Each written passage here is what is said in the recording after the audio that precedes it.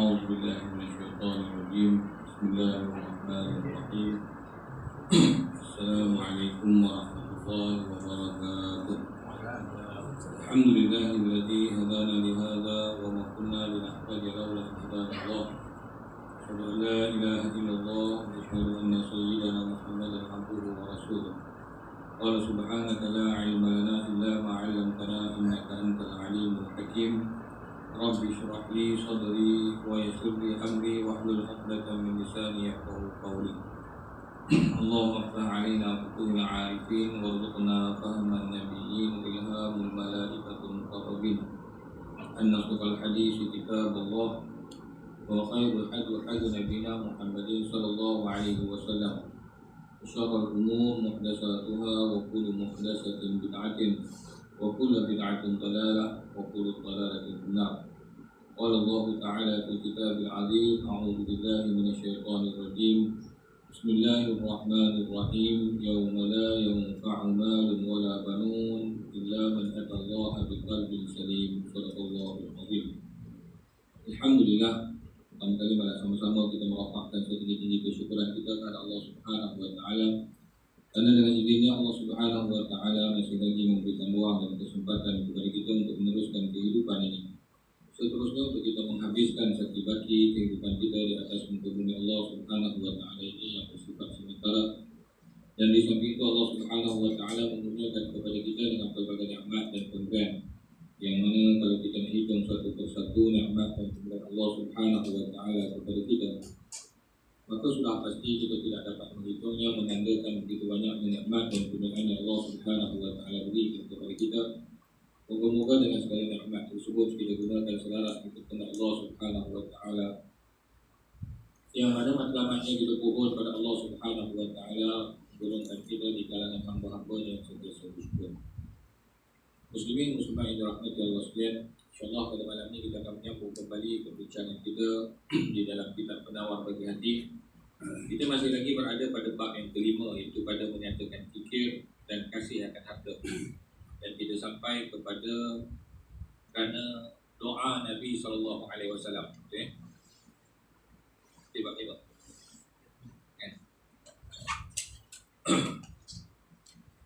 Pada perbincangan terdahulu kita telah dinyatakan tentang, disebut bahawa di situ daripada sudut harta ni dikata pada kita, tetapi tiada sayugia membanyakkan akan dia. Bahkan yang lebih utama diambil harta itu sekadar yang memadai sahaja.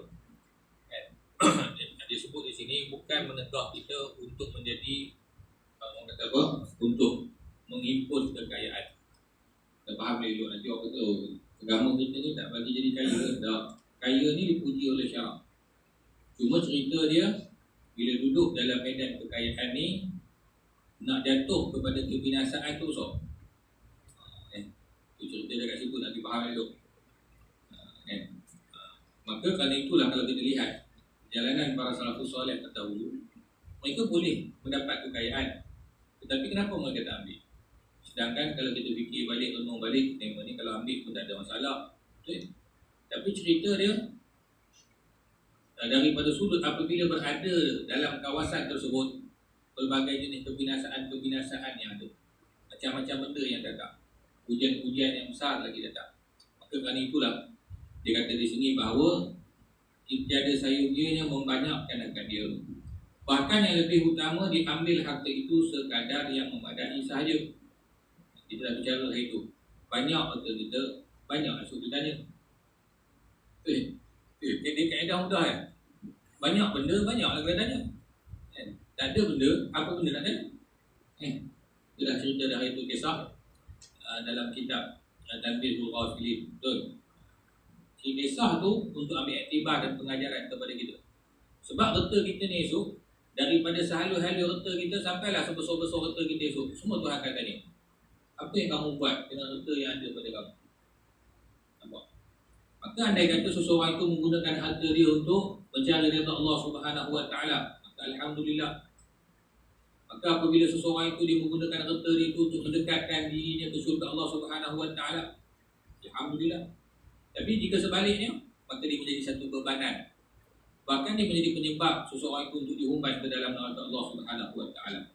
Maka kerana itulah kerana itu Nabi SAW berdoa, Allahumma ja'al rizqa ali Muhammadin fid dunya kafafan. Itu maksudnya, wahai Tuhan, jadikanlah olehmu akan rezeki keluarga Muhammad, ini barang yang tiada ada ia berlebih daripada memadai. Jadi Nabi SAW sendiri, kalau kita tengok bahasa mudah, Nabi ni kalau dia dapat kekayaan pun tak apa kan. Tapi oleh kerana Nabi ni dia nak ngajar umat dia, kita kena faham Nabi ni dia bukan miskin apa-apa kedana Walaupun kita baca dalam sejarah, kita pernah mendapati Nabi tak makan beberapa hari, pakaian Nabi jahit sendiri. Cerita dia bukan maksud Nabi ni miskin sampai tak ada apa-apa. Nabi ni kekayaan dia ada pada diri dia, tetapi kekayaan itu disalurkan kepada orang yang berhajat kepadanya. Maka kerana itulah apabila kita melihat dan kita membaca sirah-sirah Nabi SAW, mana-mana sahabat yang mempunyai hajat, apabila dia berjumpa dengan Nabi, maka dia akan mendapati hajat tersebut. Kita pernah dengar kisah hadis seorang Arab Badui yang datang kepada Nabi dengan secara sombongnya meminta harta Nabi dan apa yang ada pada Nabi. Nabi bagi tak? Nabi bagi. Minta tambah, Nabi tambah lagi. Dan ceritanya adanya di sisi Nabi, adanya harta-harta di sisi Nabi. Cuma Nabi menggunakan harta-harta tersebut untuk kepentingan kaum muslimin, bukan untuk kepentingan diri dia sendiri. Maka dan di sebalik itu juga kata para ulama, di sebalik itu juga Nabi nak mengajar daripada sudut bagaimana Allah Ta'ala menjadikan Nabi ini pada sudut kebiasaan manusia supaya dia boleh dicontohi oleh umat Nabi SAW. Kalau Nabi ini dia hidup dia semua kaya-kaya belaka, habis yang kita miskin nak ikut siapa? Betul? Maka kerana itulah Allah Ta'ala memperjalankan kehidupan Nabi ini, kita boleh katakan seolah kehidupan yang boleh diikuti oleh semua manusia. Ikut siapa status kamu. Kamu kata kamu orang miskin, tengok Nabi. Kamu miskin-miskin kamu pun hari-hari kamu makan. Nabi pernah 3 hari tak makan. Kan kita baca dalam Nabi, manusia yang paling agung. Tuan-tuan bayang 3 hari tak ada makanan yang masuk kepada perut Nabi SAW. Allahu Akbar. Sahabat sampai ngadu ke Nabi, ya Rasulullah kami tak makan. Tunjuk ke Nabi, ikat batu di perut ni. Sahabat yang datang ikat batu satu, Nabi angkat jubah Nabi 3 ketul batu. Nak cerita nak bagi padat semua, jangan bagi orang kata kembur bahasa mudah kan. Nabi 3 ketul. Nak menggambarkan pada kita sebenarnya dalam apa juga keadaan sekalipun dalam hidup kita di atas muka bumi ni tuan-tuan, siapa pun kita, sebenarnya kita takkan dapat menandingi Nabi SAW. Dan daripada sudut kehidupan, bagaimana hidupnya Nabi SAW. Ini terutamanya dengan kita duduk dalam bulan Rabiul Awal. Tambah-tambah bulan ni tuan-tuan, lagi banyak-banyak perlu kita mengingati kelahiran manusia teragung ini, iaitu Nabi SAW. Bukan masuk di bulan ni jadi ingat Nabi, dah. Bulan lain ingat, tapi bulan ni gandaan ingatan kita, iaitu tanda kesyukuran kita kepada Allah Subhanahu Wa Taala dengan akhirnya manusia yang teragung ini yang membawa rahmat kesekian alam. Jadi nak bagi faham benda ni sungguh-sungguh. Kita nak gembira ni bukan syok-syok, saya seronok dah. Tapi seronoknya kita itu kepada tanda syukurnya kita kepada Allah Ta'ala yang telah memutuskan Nabi SAW kepada alam ini secara umum dan khususnya kepada kita yang telah menjadi umat Nabi SAW. Mana mungkin seseorang itu tidak bersyukur tentang kelahiran manusia agung. Tanpa Nabi, siapa kita? Tanpa Nabi, mana Islam kita? Tanpa Nabi, macam mana semayang kita? Maka segala-galanya berpunca daripada Nabi SAW. Sebab dalam satu hadis kursi, kata Allah Subhanahu Wa Taala, kalaulah bukan aku mencipta Nabi SAW, nescaya aku tidak akan menciptakan Adam dan syurga. Hadis ini nak cerita apa tuan-tuan? Nak cerita Allah Ta'ala letak kemuliaan yang ada kepada Nabi SAW. Allah Ta'ala beritahu, kalaulah bukan diciptakan Nabi SAW, kata Allah Ta'ala, nescaya aku tidak akan menciptakan Adam dan syurga. Jadi maknanya nak ceritakan bahawa tinggi sungguh kemuliaan yang Allah Ta'ala berikan kepada Nabi kita, iaitu Nabi Muhammad SAW. Jadi Nabi ini dia doa daripada sudut, dia doa kepada Allah Subhanahu Wa Taala supaya Allah Taala menjadikan rezeki kepada keluarga baginda SAW ni di dunia ni daripada sudut tidak berlebih-lebihan sekadar memadai. Bahkan sekadar hajat sahaja menunjuki oleh Rasul sallallahu alaihi wasallam dengan doa ini kepada bahawasanya tiada sayur dia bagi mereka yang berakal, bahawa penat ia pada menuntut akan yang lebih daripada kadar hajat, kerana tiada ada kebajikan padanya. Jadi bila nak harta lebih, kerja kena lebih, betul? Maka penat. Mana ada orang duduk saja duit masuk, dia tetap kena kerja, dia tetap mesti melakukan kerja. Bila dia buat kerja mesti penat. Maka di situ dia telah menghabiskan masa dia daripada sudut apa? Menghimpun harta dunia. Sedangkan daripada sudutnya, sekadar kalau dia nak makan, sekadar keperluan hidup dia, banyak mana sangat dia perlu, betul? Ni pun kalau kita duduk tengok dalam keadaan hidup macam ni, memang kita rasa sungguh mendedak. Tapi duduk seorang-seorang fikir balik, renung balik, sudahnya nasi setinggal juga. Habis nak pakai baju orang belai, nak pakai tu lah juga, betul? Kalau kita duduk seorang muhasabah, kita nampak benda tu. Tapi bila kita keluar hidup dalam dunia, yang ni terimit, yang ni ndak, yang pundak, yang ni ndak, yang ni ndak, semua belakang tak. Hal itu sifat dunia. Dunia sifat dia begitu. Maka tu sebab kita kena faham, dalam kehidupan kita di atas muka bumi ni ada benda yang boleh mengikat kita. Kalau tak diikat dengan agama, maka gerojohlah kita kepada dunia. Itu sebab dunia ni sifat dia lagi dia kejar, lagi dia lari. Dia bukan dapat, lagi dia lari. Sebab sifat dia liar gitu. Dia cuma mempermain-mainkan kita je. Dia layar depan kita, kemudian dia lari. Kita teringin tak? Teringin kita sampai mana? Sebab kata Nabi SAW, anak Adam ni, kata Nabi, kalaulah diberikan kepada dia jabalun minaz zahab, kalau diberi pada dia segunung ataupun satu bukit emas. Tuan-tuan, bukit kalau kita hari ni jangan kata bukit, sekilo pun tak apa cerita dia. Tapi Nabi kata bukit, dapat satu bukit emas, dan sekali cukup lah. Dia takkan cukup, melainkan dia menghendaki yang kedua. Tu rupanya bukit tu 7 keturunan makan pun tak habis. Kalau bahasa mudah orang kata bukit emas. Kita hari ni sekilo emas pun dah 100,000 kan. Sekilo emas kan 1 gram pun dah berapa. Ni bayangkan sebukit. Dia dapat dah bukit tu, sebukit tu. Dia, apa yang akan jadi? Nescaya dia menghendaki yang kedua. Maka kata Nabi, bila cukup? Bila tanah masuk dalam mulut dia. Bila apa? Mati. Di saat tanah masuk dalam mulut, ketika itu dia merasa cukup dah. Betul tak? Maka ni yang Nabi sebut bagaimana sifat manusia yang lalai.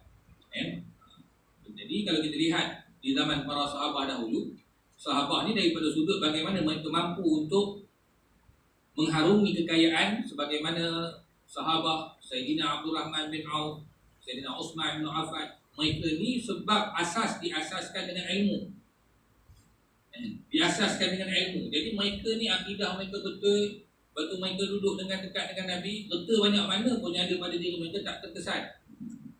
Mereka tak terkesan dengan harta. Cuma kita hari ni, kita cari harta dulu, kemudian bawa ilmu. Itu yang jadi kadang-kadang susah nak lawan. Kita cari harta dulu. Harta dah banyak, kemudian ilmu baru kemudian. Itu pun kalau ada ilmu. Kalau tak ada ilmu, maka dekat situ akan timbul lagi pelbagai jenis penyakit. Maka daripada kasih pada harta nanti, dia akan menyebabkan kasih pada dunia. Bila kasih pada dunia, dia akan sebab rasa takut untuk mati. Disebut penyakit umat akhir zaman ni apa? Hubud dunia wa karahiyatul maut. Dia kasih kepada dunia dan dibenci kepada kematian.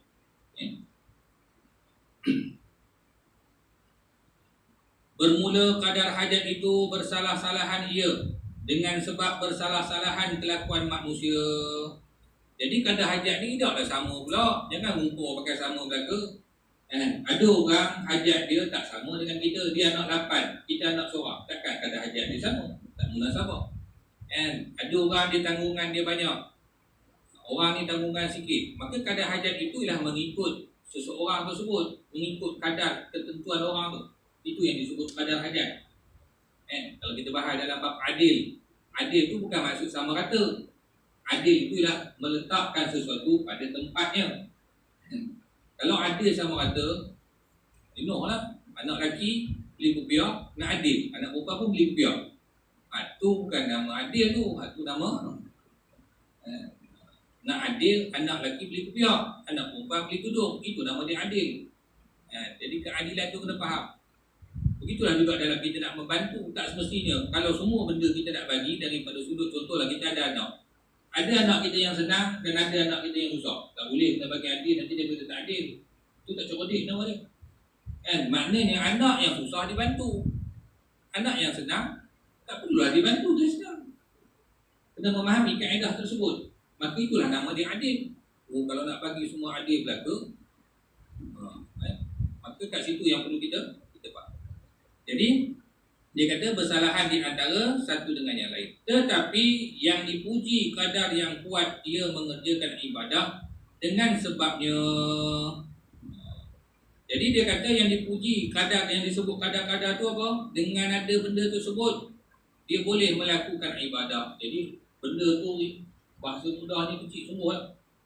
Kadar dengan adanya keperluan tadi dia boleh buat ibadah. Contoh makan, dengan ada makan tadi dia boleh bangun untuk beribadah. Dengan makan tadi badan dia kuat untuk boleh bekerja. Kadar itu dia tak bagi dah ambil lebih lagi. Nanti kita akan baca macam mana nanti ada kisah-kisah para sahabat, bagaimana cara dia memakan, bagaimana hidup mereka. Pasal nak ceritakan daripada sudut jalan kita nak mendisiplinkan diri ni untuk Allah Ta'ala ni bukan satu jalan yang mudah.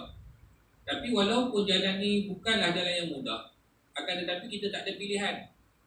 Kita bukan ada pilihan. Kalau ada pilihan, kita boleh pilih jalan lain. Tapi tak ada dah, ni jalan dia. Susah, senang, kita terpaksa lalu. Maka lalu jalan ni, maka lalu dengan ilmu. Mesti ada ilmu nak lalu jalan ni. Sama ada kita berjaya ataupun tidak esok, hanya Allah Ta'ala yang akan menentukan. Tapi Allah Ta'ala tahu niat hati kita. Kita ni sungguh-sungguh ke tak? Allah Ta'ala ni dia maha penyayang, dia maha pengasih. Kasih sayang Allah Ta'ala ni tuan-tuan, kita takkan boleh gambar dan kita takkan boleh bayangkan. Allah Ta'ala ni dia sayang pada hamba dia, dia sayang sungguh, dia bukan sayang main-main. Sebab atas muka bumi ni Tuhan bagi belaka pada kita. Duduk balik, renung balik, katalah apa sekalipun kita kurang, tapi hari ni kita masih bernyawa di atas muka bumi Allah Ta'ala. Itu di antara tanda salah satu Allah Ta'ala kasih kepada kita. Itu belum bercerita ke akhirat nanti Allah Ta'ala kasih kepada orang yang beriman. Kalau kita pernah tengok satu hadis Nabi SAW kata sahabat ada satu hari mereka melihat perlakuan Nabi SAW ni agak pelik kelakuan Nabi. Nabi tak pernah buat begitu. Pasal apa? Start daripada sembahyang subuh, habis sembahyang subuh, Nabi tak cakap sampai waktu duha. Udah sampai duha, udah sampai zuhur. Udah sampai zuhur, udah sampai asar. Udah sampai maghrib. Macam tu keadaan Nabi duduk, diam. Satu pun tak cakap. Patah pun tak cakap. Sampailah ke waktu Isya, lalu Nabi balik. Semua sahabat heran. Pasal apa ni? Apa masalah? Ada apa yang terjadi ke Nabi? Nampak? Dalam keadaan nak berlaku itu, ada keadaan Nabi duduk termenung dan ada keadaan Nabi tertawa. Ataupun Nabi tersenyum seorang-seorang. Sahabat semua jadi tanya-tanya ni apa benda berlaku ni. Maka tak ada orang lain yang mereka nak rujuk, melainkan rujuk kepada orang yang paling dekat dengan Nabi. Iaitu siapa? Sayyidina Abu Bakar. Dialah orang yang paling dekat. Jadi sahabat yang lain pergi jumpa Sayyidina Abu Bakar. Wahai Sayyidina Abu Bakar, apa yang jadi ke Nabi? Kami jadi risau pun ada, rasa takut pun ada. Nabi tak pernah gitu. Maka Sayyidina Abu Bakar As-Siddiq radhiyallahu an pergi menjumpa dengan Nabi SAW. Lalu bertanyakan kepada baginda SAW apa yang terjadi. Maka jawab Nabi SAW, betul, memang pelik lah, aku tak pernah buat perangai gitu. Aku tak pernah buat semacam itu. Maka kata Nabi SAW, hadis panjang, Nabi kata, aku duduk selepas subuh hingga duha, sehinggalah waktu Isya. Sepanjang aku duduk itu, aku diperlihatkan oleh Allah Subhanahu Wa Taala keadaan di padang mahsyar Allah Subhanahu Wa Taala. Jadi maknanya waktu Nabi duduk senang, Nabi tidak bercakap tu rupa-rupanya, Allah Ta'ala buka penglihatan Nabi. Nabi nampak bagaimana keadaan di padang mahsyar Allah Subhanahu Wa Ta'ala. Maka kata Nabi pada saat itu sangat huru-hara. Nabi kata sangat huru-hara pada mahsyar. Sangat menakutkan, sangat mengerikan. Cerita pada mahsyar ni satu tempat yang semua orang tak cara dah lain, melainkan nak cara macam mana nak lepas diri masing-masing. Mak tak ingat anak, anak tak ingat mak, suami tak ingat isteri, isteri pun tak ingat suami. Habis kata cerita macam mana aku nak boleh selamat, nak keluar daripada padang mahsyar. Maka kalau kita biasa dengar hadis tersebut, maka mula-mula dikeluarkan cadangan, marilah kita cari pokok ada nabi-nabi yang boleh tolong. Jumpa Nabi Adam bertakwa, hari ni aku tak boleh tolong. Jumpa Nabi Adam ke tepi, jumpa Nabi Nuh. Jumpa Nabi Nuh kata aku hari ni pun aku tak boleh tolong kamu. Nabi Nuh kata dah jumpa Nabi Ibrahim kata aku pun tak boleh tolong. Jumpa Nabi Ibrahim kata pergi jumpa Nabi Musa alaihissalam, Nabi Musa kata aku lagi tak boleh tolong. Kata Nabi Musa, cuba kamu pergi jumpa Nabi Isa alaihissalam. Maka kata Nabi Isa alaihissalam, aku pun tak boleh nak tolong kamu. Pergi jumpa Nabi SAW, mungkin dia boleh menolong kamu. Ya. Ini cerita Allah Ta'ala bagi kemuliaan kepada Nabi. Maka bila jumpa Nabi SAW, lalu Nabi berdoa kepada Allah Subhanahu Wa Ta'ala. Lalu Allah Ta'ala perkenankan hajat tersebut. Dan dalam hadis tersebut dicerita ketika Allah Ta'ala memperkenankan ketika doa Nabi itu Nabi angkat mohon, maka ketika itu Allah Ta'ala perkenankan lalu Nabi sujud kepada Allah Subhanahu Wa Ta'ala dengan sujud yang lama, tanda syukur Allah Ta'ala terima permohonan Nabi. Untuk apa? Untuk mula menghisap umat Nabi SAW.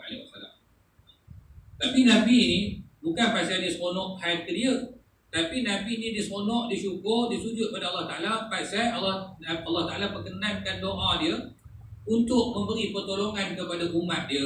Yang ini kita Nabi syukur pasal itu sebab dia boleh tolong umat dia. Maka ketika itulah kata Allah Ta'ala, wahai Nabi SAW, maka berilah syafaat kepada umatmu. Maka mula-mula Nabi yang beri syafaat. Nabi berilah siapa-siapa yang Nabi nak beri. Kalau kita ada dunia dulu ingat banyak ke Nabi, ikut sunnah Nabi kenal kita, esok Nabi akan tolong kita. Nabi akan tarik kita satu-satu. Ada yang Nabi tarik dan jatuh, tarik masuk syurga. Ada yang boleh masuk tanpa hisap. Macam-macam syafaat. Nabi ni ada 8 jenis kota syafaat. Nabi ni sendiri, dia seorang, dia ada 8 kota. 8 kota ni bukan 8 orang. 8 jenis kelompok ataupun kumpulan yang dia boleh tarik buat masuk syurga Allah Ta'ala. Allah Ta'ala bagi. Ada orang yang nak ke neraka, tapi dengan syafaat Nabi dia tak masuk neraka, dia boleh masuk syurga. Nampak? Yang bersuara kan? Ada orang yang dapat syafaat daripada syurga tingkatan bawah boleh naik syurga yang ke atas. Ada orang yang dapat syafaat tanpa melalui perhitungan, tak payah timbang, tak payah hisap, masuk syurga Allah Ta'ala. Ada orang yang melakukan dosa besar, maka Nabi boleh bagi syafaat, Nabi boleh bagi syafaat. Tapi cerita dia bukan suruh kita buat dosa, sebab kita belum tentu boleh dapat. Cuma nak cerita kat sini kemuliaan yang Allah Ta'ala bagi kepada Nabi SAW. Sebesar itu Allah Ta'ala bagi. Maka setelah Nabi siapa? Maka golongan-golongan selepas daripada itu, Siddiqin, golongan yang benar. Lagi siapa? Wasyuhada, para syuhada. Orang syuhada juga boleh beri pertolongan. Dan orang-orang beriman juga boleh beri pertolongan. Ini yang Allah Ta'ala bagi. Sampai habis dah semua masuk dalam syurga Allah Ta'ala. Maka yang tinggal siapa? Orang kafir dan maksiat yang masuk ke dalam neraka Allah Ta'ala. Maka ketika itu kata Allah Subhanahu Wa Ta'ala, wahai malaikat, cuba pergi cari dalam neraka tu. Takkan yang duduk dalam neraka tu satu kebaikan pun dia tak nak buat. Malaikat pergi cari. Cerita ni tuan-tuan, bukan Allah Ta'ala tak tahu, cuma nak gambar pada kita macam mana sifat penyayangnya Allah Ta'ala. Malaikat cari, jumpalah seorang. Maka cari seorang, bawa Allah Ta'ala bawa menghadap, tanya dia. Maka Allah Ta'ala tanya, apa yang kamu buat? Tak ada apa yang aku buat, ya Allah. Aku buat dosa belaka. Padan dah memang neraka. Nampak? Manusia ni esok hari akhirat, dia tak boleh kata apa dah, melainkan dia mengiktiraf dengan apa yang dia dapat hari tersebut. Aku pun patut memang tak ada apa, ya Allah. Memang aku dosa saja, padan dah neraka. La ilaha illallah. Tak, Allah Ta'ala kata, apa hal yang kamu buat sampai tak tu? Bahasa mudah ni lah. Apa yang buat? Begini, ya Allah. Waktu aku hidup dulu, saat-saat aku nak mati lah, tiba-tiba aku rasa takutnya aku padamu, ya Allah. Takut aku padamu, ya Allah. Waktu nak mati, nak keluar nyawa. Maka di saat aku nak mati ni, aku teringat, aku pesan ke anak aku, esok bila aku mati nanti, bapa aku, biar jadi debu-debu, kemudian debu-debu ni pula ditabur kat tengah laut. Dengan harapan esok Tuhan tak boleh dah bangun aku. Dia takut. Allah Ta'ala tanya pasal apa yang membuat sampai tak tu? Aku takut kepadamu, wahai Tuhan. Aku takut sangat-sangat. Sehingga kan aku buat benda tersebut. Maka kata Allah Subhanahu wa taala, ana malikur rahman. Aku adalah raja yang pengasih. Kata Allah Subhanahu wa taala.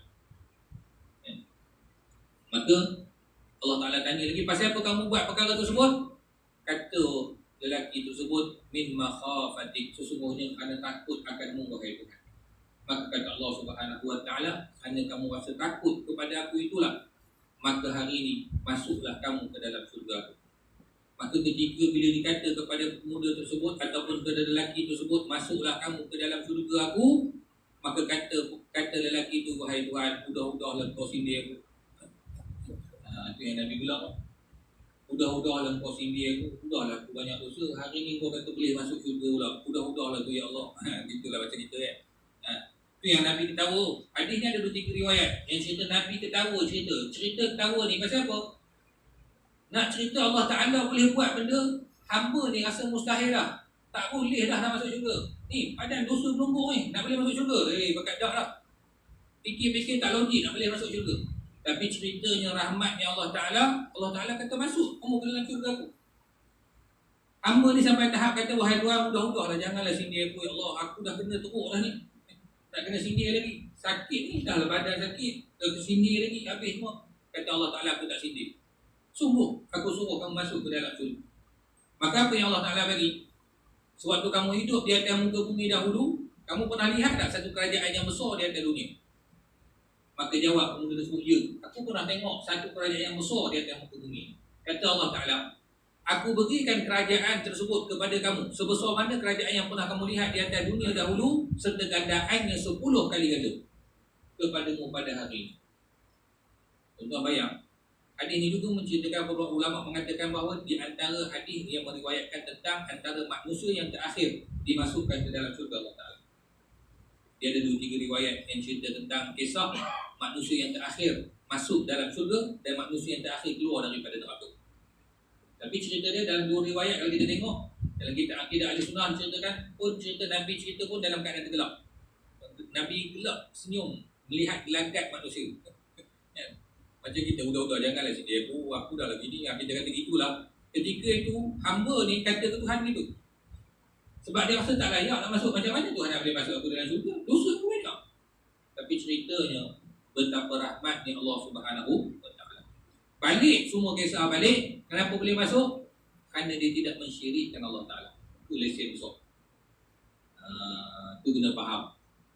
Kerana takut dia kepada Allah Ta'ala. Dia takut pada maknanya apa? Dia tidak mensyirikkan Allah Ta'ala.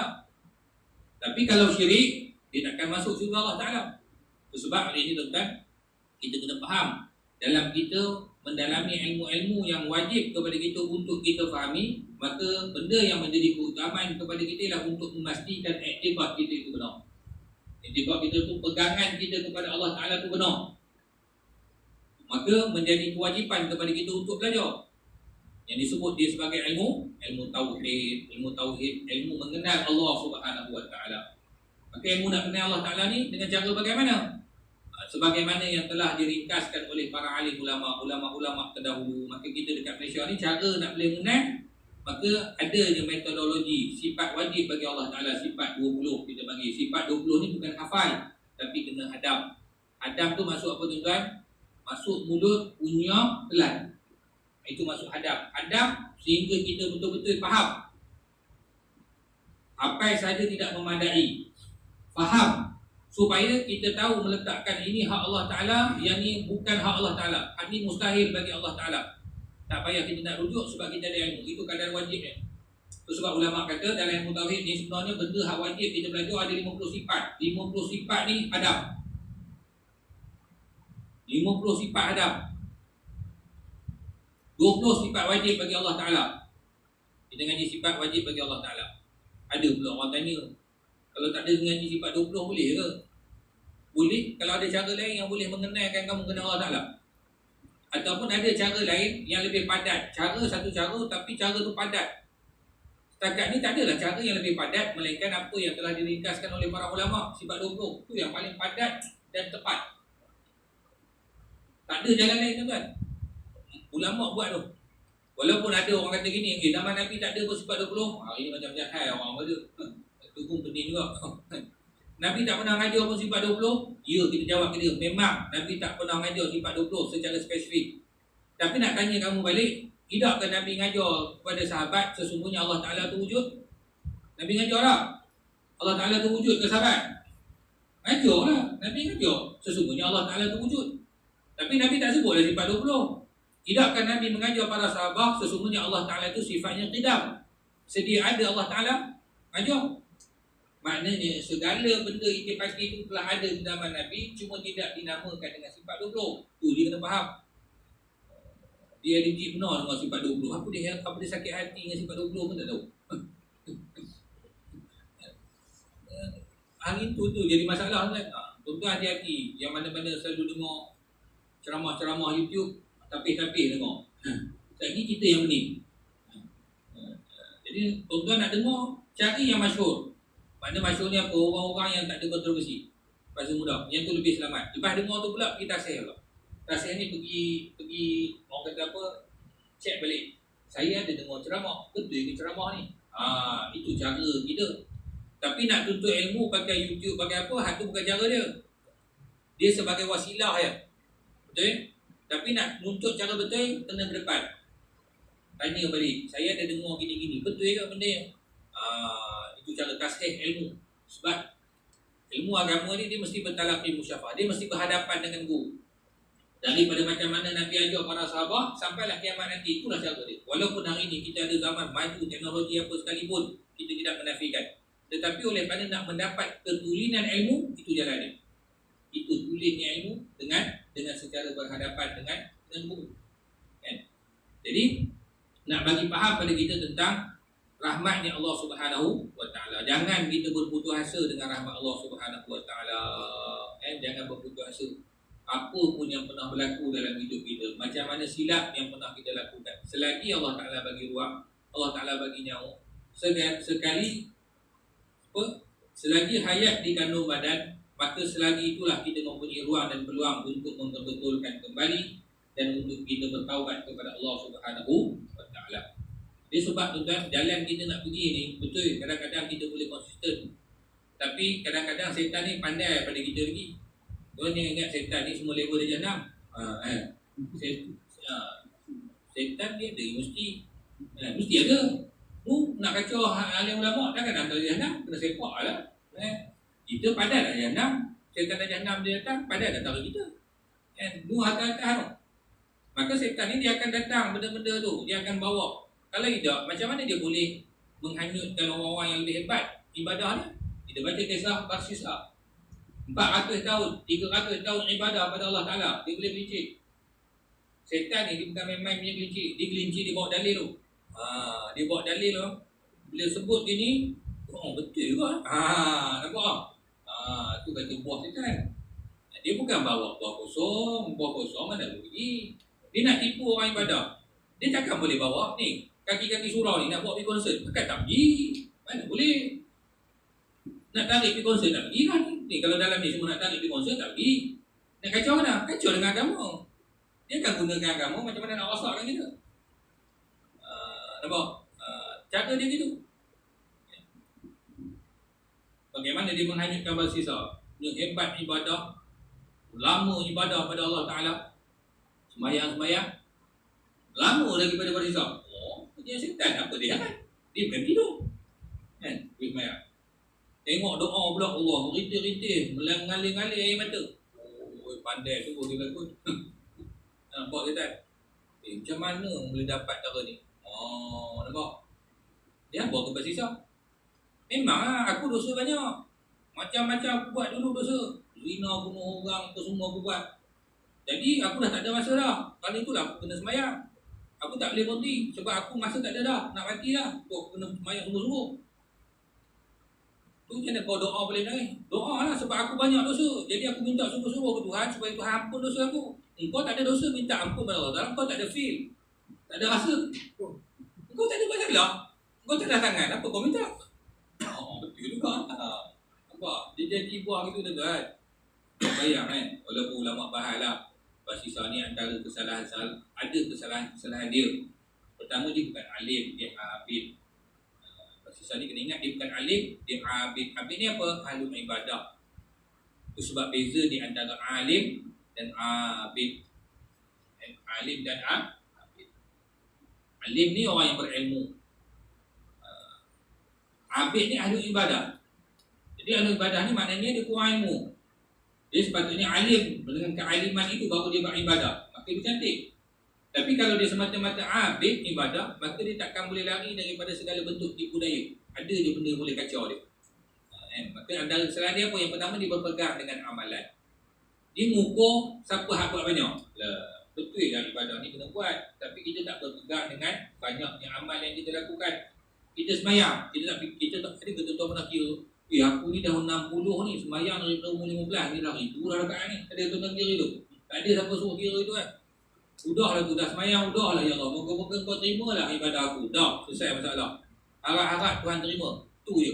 Tak disuruh kita kira. Dan tak disuruh kita untuk berpegang dengan amalan tu. Kedua, kata guru saya, Basisa tak ada guru. Dia tak ada guru yang membimbing dia. Sebab pentingnya guru. Sebab guru ni yang akan tunjuk jalan kepada kita. Mana mungkin tuan, atas dunia ni pun, tuan-tuan nak pergi mana-mana pun, tuan-tuan sampai tahap kita percaya pada wish. Bayang tuan-tuan. Percaya pada wish tu. Entah wish tu, entah ke nombor-nombor.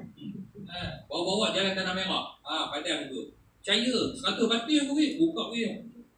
Depan-depan. 300 meter, belok kanan, belok nombor. Padahal tu. Percaya, kita percaya. Padahal bukan orang ni. Percaya. Letak. Tuan-tuan letak ke percaya pada wish ni. Berapa persen ni? 100 batin weh. Tak, saya letak 50. Kalau tuan-tuan letak 50, tuan-tuan tobat, tuan-tuan tak ikut. Tuan-tuan tak biasa buka wish nak pergi nombor. Tuan-tuan yakin letak ke dia tu, sedangkan dia datang ni lah. Tapi tuan-tuan letak kepercayaan pada dia 100%.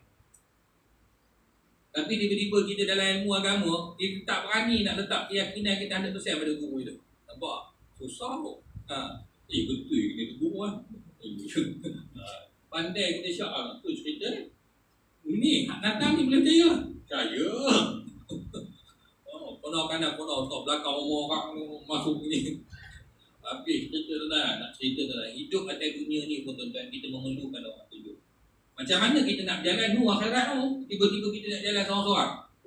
Pandai sungguh kita tu. Tunggu saya kita kata pandai sungguh kita boleh jalan seorang-seorang tu nak jalan akhirat tu.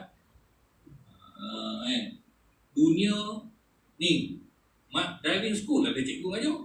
Bawa kereta, walaupun pandai bawa kereta dah. Cikgu nak duduk tepi ngajar. Lantaklah kamu pandai macam mana pun mesti ada cikgu duduk tepi. Ada juga kata kamu dah pandai bawa sendiri ya. Tak ada pakai fail lah. Cikgu ngajar. Nampak?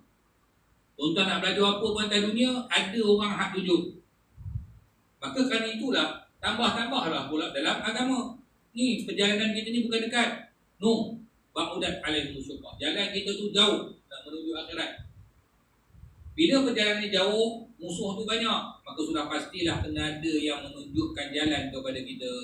Macam mana nak berjalan. Macam mana nak mengharungi jalan. Sebab kita baca kisah-kisah ni yang aku sebut ni, banyak yang ditulis oleh Imam Ghazali rahimahullahu ta'ala. Pesan daripada apa yang ditulis oleh Imam Ghazali. Imam Ghazali ni hebat. Kita banyak berterima kasih pada dia. Dengan kesungguhan dia untuk berkongsi dengan kita bagaimana cara dan memperjalankan jalan ni. Kalau hidup dia cerita pada kita tuan-tuan, tak tahu kita nak ngaji apa. Kalau hidup dia cerita pengalaman begini, syaitan nak tipu macam ni, cabaran macam ni ada. Tuan-tuan, macam mana nak tahu? Alih sungguh jalan ni. Bukan jalan kecil. Jalan ni cukup baik.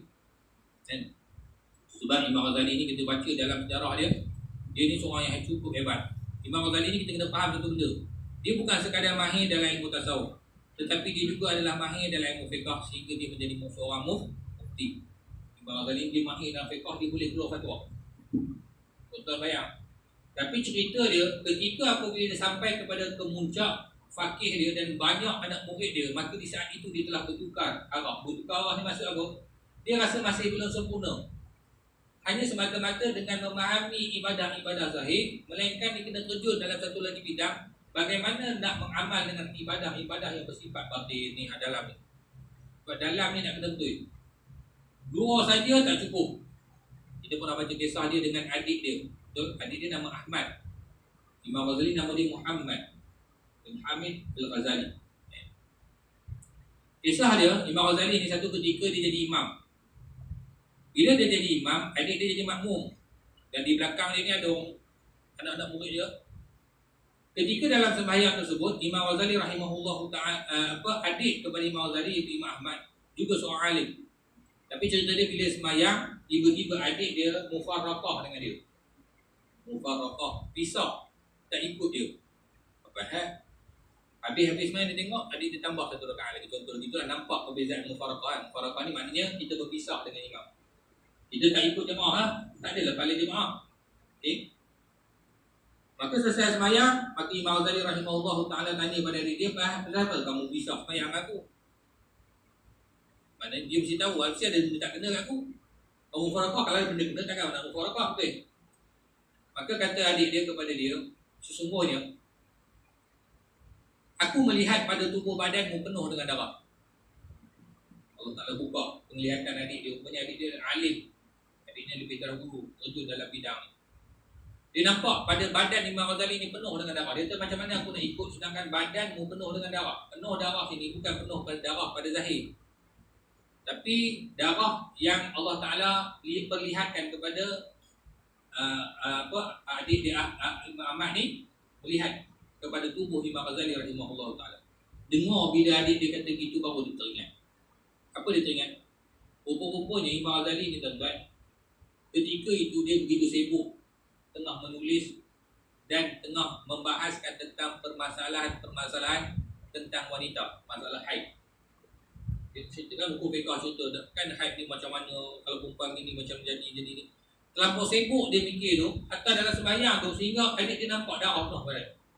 Maka di saat itu baru dia sedar, rupa-rupanya hal-hal keduniaan ni melekat sungguh pada diri dia, sehingga di saat itu dia ubah haluan ni. Daripada dia mahir dalam ilmu fiqh, kemudian dia terjun ke dalam ilmu tasawuf, bagaimana nak solidkan hati ni, nak ngadap Allah Ta'ala. Itu cerita Imam Ghazali rahimahullah ta'ala.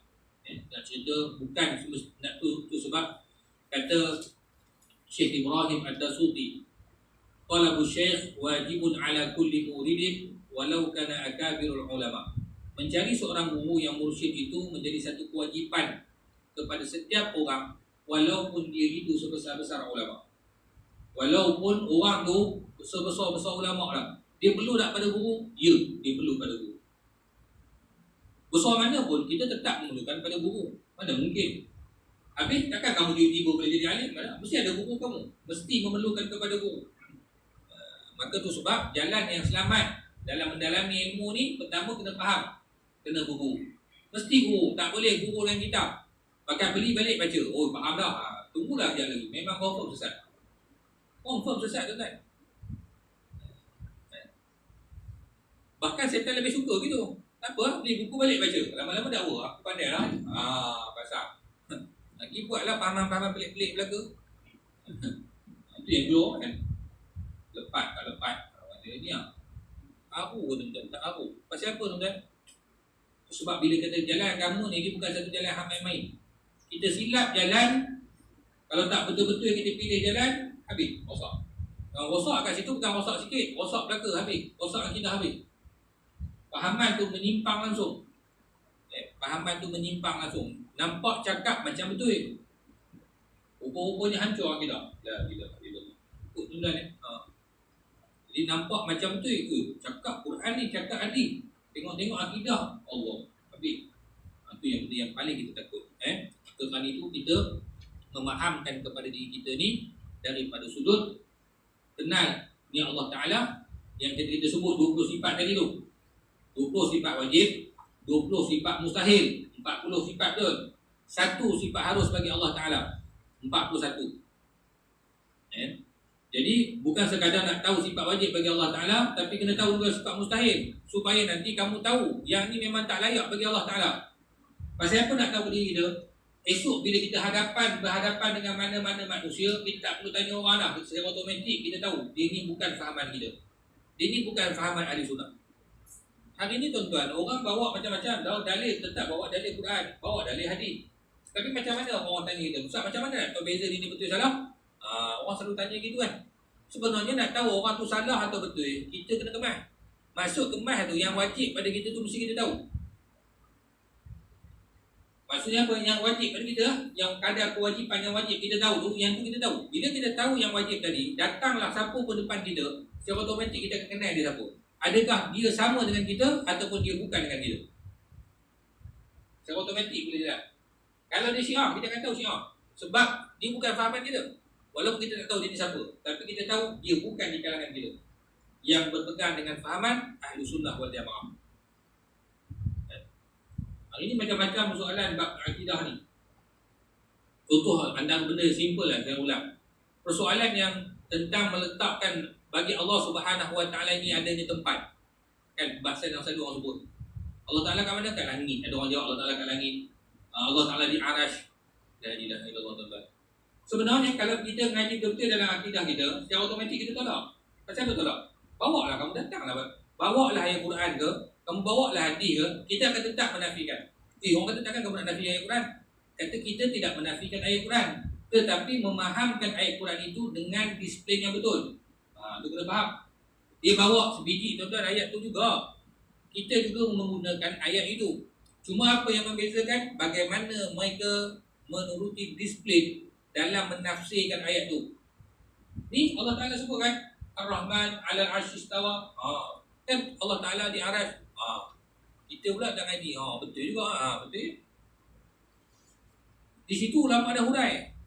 Maka bila kita ngaji asas, Allah Ta'ala ni mukhalafatuhu lil hawadis. Dari sifat 20 dia. Allah Ta'ala ni dia bersalahan dengan segala yang baru. Apa maksud segala yang baru? Iaitu makhluk.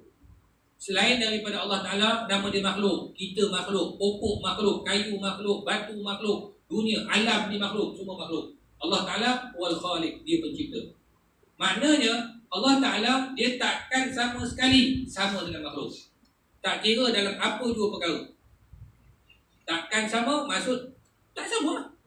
Jadi kalau orang kata Allah Ta'ala bertempat, secara automatik tertolaklah. Mana mungkin tempat ni makhluk. Tiba-tiba kita kata Allah Ta'ala bertempat pula. Nampak? Situ simple yang untuk nak mudah, nak nampak. Ini belum benda-benda yang lain, ini cerita benda yang asal. Jadi secara automatik kita boleh tolak dengan mudah. Tak ada benda yang nak ragu-ragu dah. Sebab aku belajar hari ni, takkan goyang lah. Suka nama yang rekod yang takkan goyang lah. Kamu marilah hujah banyak mana pun, bawa lah ayat Quran mana pun, tak, aku berfaham bahawa Allah Ta'ala dia takkan sama dengan makhluk. Maksud tak sama dengan makhluk ni, apa-apa juga nak nasab pada Allah Ta'ala, tak boleh nak nasab sebagaimana ada pada makhluk. Nak kata aku bertempat, boleh. Sebab memang jenis aku bertempat. Aku duduk kat sini, aku duduk kat sana, aku di atas, aku di bawah. Ya, itu sifat aku, sifat makhluk. Tapi kamu nak kata Allah Ta'ala kat atas, Allah Ta'ala kat bawah, itu bukan sifat bagi Allah Ta'ala. Jadi itu bukan sifat Tuhan. Walaupun nanti akan ada ayat-ayat Allah Ta'ala turun daripada langit, perkataan nuzul, contoh perkataan turun dekat situ sebagai simbolik. Kita jangan faham tu, sebab dalam bab akidah ni kita bagi nak ngaji, nak bagi faham. Walaupun kita ngaji dalam ayat, nanti dalam hadis, kita akan mendapati bahasa-bahasa tu bila diterjemahkan, dia seolah macam bahasa tu makhluk yang buat. Cuma itu dalam bentuk simbolik. Simbolik ni apa tuan-tuan? Nak bagi macam mana kamu dapat rasa. Kalau nak cerita jarak tanpa yang boleh diurai, macam mana kamu boleh faham? Allah Ta'ala gambarkan kisah dalam satu hadis kursi, kata Allah Ta'ala, wahai anak Adam, jika engkau datang berjalan kepada aku akan berlari kepadamu. Hadis kursi. Ni bukan cerita Allah Ta'ala berlari ni. Ni cerita Allah Ta'ala suka sangat kepada hamba-hambanya yang nak balik pada dia, yang nak bertaubat pada dia. Macam mana tanda sukanya Allah Ta'ala? Allah Ta'ala sebut dalam hadis itu, kalau engkau berjalan kepada aku akan berlari kepadamu. Maknanya apa? Tuhan lagi suka engkau nak balik kepada dia. Jika engkau mendekatkan dirimu sehasta, nescaya aku mendekatkan diriku sedekat.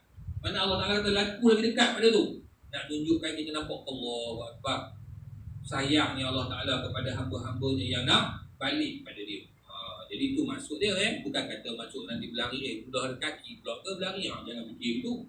Ini maksud dalam bab ketuhanan, dia kena faham gitu untuk kita lihat penafsiran yang betul. Okey. Jadi tadi 41 kan. 4 sifat wajib bagi Rasul, 45. Rasul ada 4 sifat wajib. Hani pun hadam, bukan hafal. Belajar memang hafal, sidik, tabligh, matanah, amanah, betul? Orang cerita mak Nabi, orang apa lebih kurang mak Nabi, jadi dia. Contohlah, apa cerita mak Nabi? Alah, Nabi pun buat silap, itu pun dah. Orang hamba Nabi buat silap, ni jadi dia. Banyak cantik kemudian Nabi buat silap. Kamu nak cerita kat mana Nabi buat silap? Andai kata sekalipun silapnya Nabi, di sebalik silap itu ada pensyariatan. Kena faham elok. Bukan macam kamu. Silap kamu memang dosa. Dia guna buah Nabi nak selamat diri dia. Banyak cantik. Kena faham. Tu sebab Nabi ni kena faham elok. Bila kita nak faham Nabi ni dia manusia. Betul. Tapi kena ingat satu benda. Dia bukan manusia biasa. Dia pegang tu elok. Pertama, Nabi ni Allah Ta'ala utus di kalangan manusia. Jenis bangsanya manusia. Itu Nabi. Tetapi dia bukan manusia biasa. Maksud dia bukan manusia biasa sebab dia ada keistimewaan yang ada pada dirinya yang tak ada pada kita. Jadi oleh kerana itu kita tak boleh nak bubuh dia sama macam kita. Tapi kalau orang tak faham, dia ingat Nabi ni macam dia. Habis, rosak lah. Sebab akidah kita dengan Allah Ta'ala kena betul. Akidah kita dengan Nabi kena betul. Rosak salah satu, habis. Dia bukan kira pergi sembah Tok Pong jadi sesat, jadi syirik dah kan. Kita buat satu benda, hina Nabi. Itu sebab ulama sebut kan. Nabi ni tuan-tuan nak cerita dalam kitab sebut kan. Tuan-tuan hina sindih dengan niat memang nak hina ataupun tuan-tuan sindih. Kafir tu kan. Ulama hukum kafir. Muncap lain. Contoh gini lah, terus yang sebut. Contohlah kata orang pergi tengok pameran apa, dia tengok pameran baju Nabi apa semua. Contoh dia kata sebut. Contoh ni katalah dia tengok Allah. Kain tu bubuk lah, baju apa elok lagi. Dengan dia sebut tu memang nak hina semua, kafir lah. Allah Akbar. Sebab semua yang pernah ada pada Nabi tu, dia ada keistimewaan dia.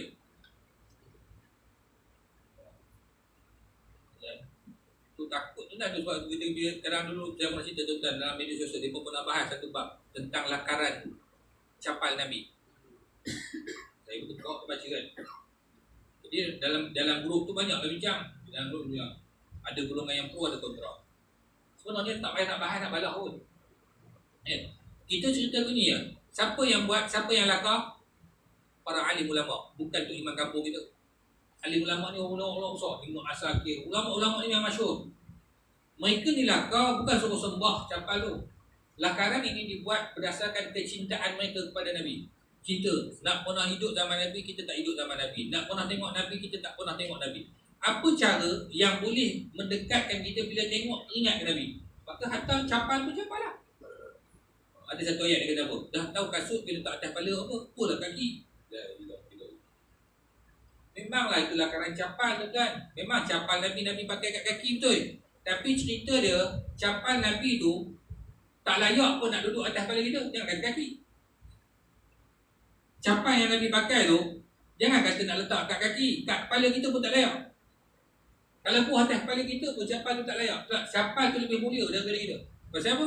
Capal tu lah yang Nabi naik berjumpa dengan Allah Ta'ala dalam Isra' dan Mi'raj. Jadi kalau orang diingat fikir teologi yang apalah benda, tak cerita ni kemuliaan Allah Ta'ala bagi. Bukan kita bagi. Allah Ta'ala berikan kemuliaan. Maka kita meletakkan kemuliaan tersebut. Maka kerana itu dalam bab kenabian, terutamanya Nabi kita ni, Nabi kita faham terus-terus. Dia bukan satu benda melawak, bukan benda main. Maka kehormatan pun kita kena letak elok. Sikit lah sebenarnya dengan maulud Nabi ni. Antara benda tuan-tuan, macam mana nak merebut kecintaan. Satu benda. Tuan-tuan buat benda ni, insyaAllah tuan-tuan akan dapat. Saya pun guru saya pesan benda ni asas bagaimana nak membina kecintaan kepada Nabi, para sahabat dan keluarga baginda sallallahu alaihi wasallam. Untuk paling mudah, paling benda nampak kecil tapi besar dia punya impak dia. Apa dia? Pertama dengan menghormati dan beradab dengan Nabi sallallahu alaihi wasallam. Macam mana cara kita nak adab Nabi? Kita tak hidup zaman Nabi. Tapi kita kena beradab dengan Nabi melalui perkataan-perkataan dan panggilan kita kepada Nabi. Mesti ada. Bila nak sebut nama Nabi ni tuan-tuan, mesti ada gelaran yang kita letak pada Nabi. Sekurang-kurangnya, kalau tak nak sebut Sayyidina, sebut Nabi Muhammad sallallahu alaihi wasallam. Jangan saja-saja sebut Muhammad. Apa? Itu benda wajib kita buat. Nak sebut yang terbaik lagi, Sayyidina Rasulullah sallallahu alaihi wasallam ataupun Sayyidina Muhammad sallallahu alaihi wasallam. Kena letak gelaran tersebut. Bukan Nabi yang letak, bukan kita yang letak, Allah Ta'ala yang letak kemuliaan tersebut. Nabi sebut ana sayyida walada Adam wala fakh. Aku ni ketua anak Adam. Bukan untuk aku banggakan. Nabi sebut perkataan sayyida. Jadi kita hari ni sebut sayyidina maknanya tuan kami. Betul lah dia tuan kita. Tanda penghormatan kita itu yang permulaan. Mesti kena buat. Kalau ini pun tak mampu nak buat, kita tak boleh nak cara soal nak macam mana nak kasih Nabi, nak cinta Nabi. Hormat pun dah, nak kasih pun dah. Sedangkan dalam kehidupan kita dalam dunia ni, masyarakat ni, kita pergi mana-mana pun orang kita panggil macam jenis gelaran, pergi pejabat. Kita boleh panggil, oi, pergi tu. Dihalau keluar. Walaupun hanya jaga kaunter dulu bawah, kita tetap, walaupun nampak nama dia Osman, kita tak panggil Osman. Cik, saya datang. Assalamualaikum, cik. Pandai lagi, cik. Panggil dah Osman. Dah. Kita panggil gelaran dia, cik. Naik atas jumpa bos dia. Masuk bilik bos kita panggil nama, nampak tak? Ali. Oi Ali, ada begitu? Tak ada. Tuan. Oh, pandai pula panggil tuan. Tiba-tiba ke Nabi nak buat tuan tak ada. Oh, banyak tadi. Nampak? Tu benda yang utama tu. Masuklah gelaran-gelaran ni kepada siapa? Keluarga Nabi, isteri Nabi, sahabat Nabi, semua termasuk. Sebab mereka bukan setara dengan kita. Isteri Nabi, mak kita. Mak kita pun tak kita panggil nama. Kita panggil nama, kita nampak saja. Kita panggil mak, panggil mama. Tanda hormat kita. Kita ada dua mak. Satu mak yang melahirkan kita, satu ibu yang pertalian akidah dengan kita, iaitu Ummahatul Mukminin. Semua isteri Nabi itu adalah ibu kita. Mak kita kan? Kita kalau orang hina mak kita nak marah. Kalau tak kena bumbuk saja.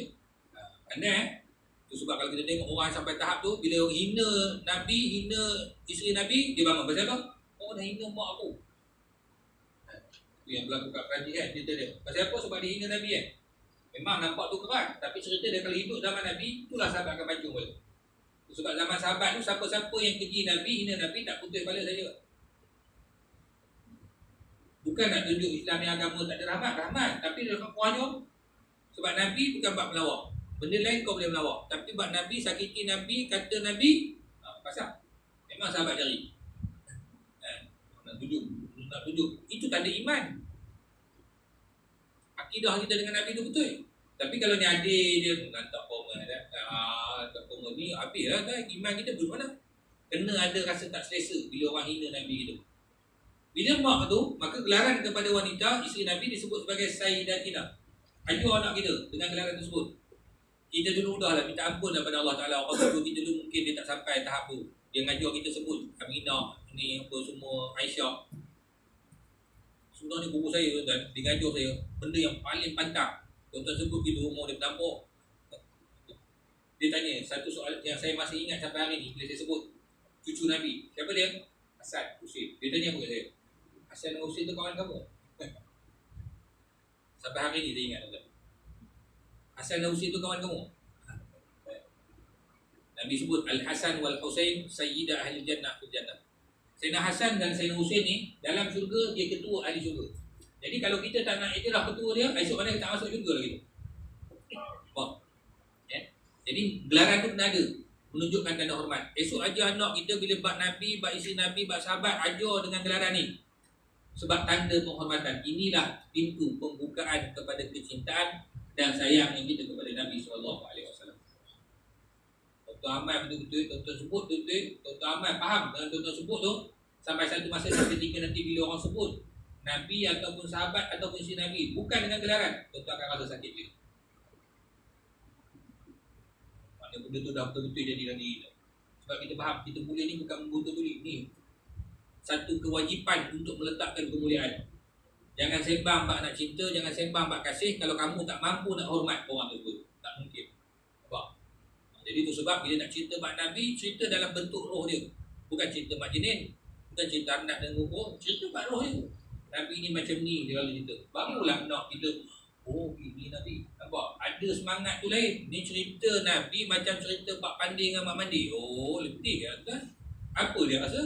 Lebih kurang macam cerita bab pandi mak mandi je cerita Nabi ni. Tak boleh gitu tuan. Kan? Sebab nak dapat dia punya semangat dan roh tu. Sebab besar sungguh kisah Nabi ni. Jadi tuan-tuan yang dirahmati Allah sekalian, InsyaAllah nanti kita akan sambung pada perbincangan yang akan datang dalam bab kasih apa, kikir dan kasih akan harta ni. Cuma kita lebihkan sikit ni kebetulan dalam beberapa hari lagi untuk kita sambut Maulidun Nabi SAW. Dan kata guru saya, antara benda yang kita buat untuk mendatangkan kegembiraan, nak ambil barakah, kegembiraan lahirnya manusia tu. Guru saya pun dah pesan, kata contohlah, kamu dah tak mampulah kamu nak buat apa-apa hari Maulid ni. Kamu keluar, pergilah mana pasar-pasar, cari, beli buah 2-3 biji, buat balik rumah, habarkan anak kamu pasal apa kamu beli buah hari ni. Hari ni sebab Maulid Nabi. Supaya anak kamu dapat mengetahui bahawa sesungguhnya tentang kelahiran Nabi SAW. Kalau mampu lagi buat benda ni, alah, lagi bagus. Cerita dia, sebab dulu aku saya ngaji juga, bulan ni jenuh-jenuh. Panggil rumah selawat, makan ajar. Makan.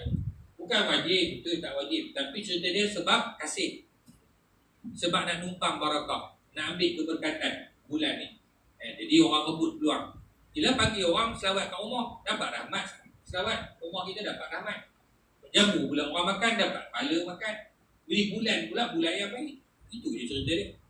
Bukanlah kata mesti wajib kau Ustaz menulis. Tak, cuma cerita bagi orang yang kasih, dia akan buat benda-benda tersebut sebagai tanda kasih dan sayangnya dia kepada Nabi SAW.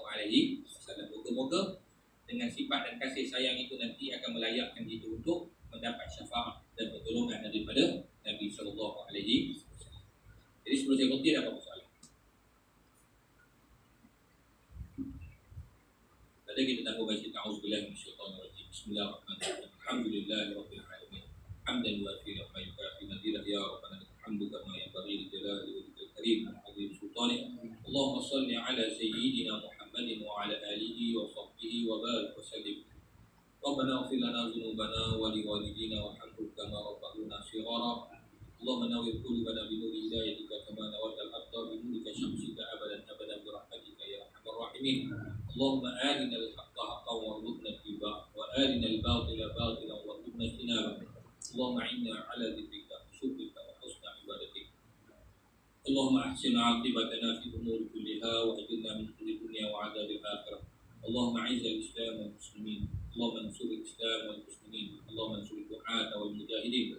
Allahumma ihfaz biladana min al-ghala' wal waba' wal waba' wal bala' ma dhahara minha wa ma batan. Rabbana atina fid dunya hasanah wa fil akhirati hasanah wa qina 'adzaban nar. Wa qina 'adzaban nar. Wa qina 'adzaban nar. Sallallahu alaihi sayyidina Muhammadin wa ala alihi wa sahbihi wa baraka wa sallam. Walhamdulillahi rabbil alamin. Asyraful khalqi sayyidina Muhammad. Apa yang baik itu datang dari Allah Ta'ala, yang lemah itu datang dari kelemahan dan ketaifan diri saya sendiri. Wabillahi taufiq wal hidayah. Wassalamualaikum warahmatullahi wabarakatuh.